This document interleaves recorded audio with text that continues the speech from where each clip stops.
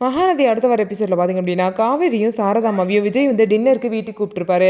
ஆனால் காவேரிக்கு இது சுத்தமாக பிடிக்காது. நான்லாம் டின்னருக்குலாம் வர முடியாது, எனக்கு அந்த ஆள் பண்ணுறது சுத்தமாக பிடிக்கவே இல்லை, அதுவும் இல்லாமல் என்கிட்ட ரொம்ப வலிஞ்சு பேசுகிறாரு, இதெல்லாம் எனக்கு சுத்தமாக பிடிக்கல, என்கிட்ட ஓவர் அட்வான்டேஜ் எடுத்துக்கிறாருன்னு சொல்லிட்டு புலம்பிட்டு இருக்காங்க.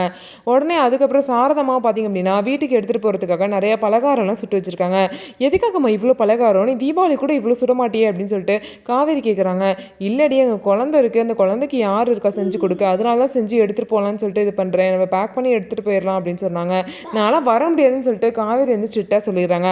அதுக்கப்புறம் சாரதா அழுது இது பண்ணி ஏதோ ஒரு ட்ராமா போட்டு காவேரியை ஒத்துக்க வச்சு அதுக்கப்புறம் ஆட்டோவில் கிளம்பி காவேரியும் சாரதாவும் பார்த்திங்க அப்படின்னா விஜய் வீட்டுக்கு போகிறாங்க. அங்கே விஜய் பார்த்திங்க அப்படின்னா யாருமே சமைக்க விடாமல் விஜயே தனியாக வந்து எல்லாத்தையுமே காவேரிக்காக பார்த்து சமைக்கிறாரு. அவங்க வேலை பார்க்குறவங்கள கூட எந்த வேலையும் செய்ய விடாமல் இவரே எல்லா வேலையும் செஞ்சு எல்லாமே சமைச்சு வச்சுருக்காரு.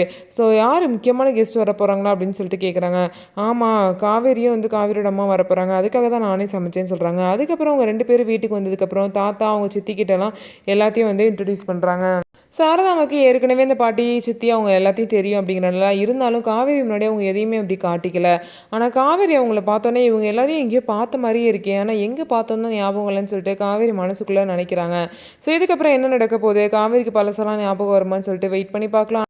நம்ம வீடியோ உங்களுக்கு பிடிச்சிருந்தா நம்ம வீடியோவை லைக் பண்ணிக்கோங்க, மறக்காமல் நம்மளோட சேனலை சப்ஸ்கிரைப் பண்ணிவிட்டு பாருங்கள்.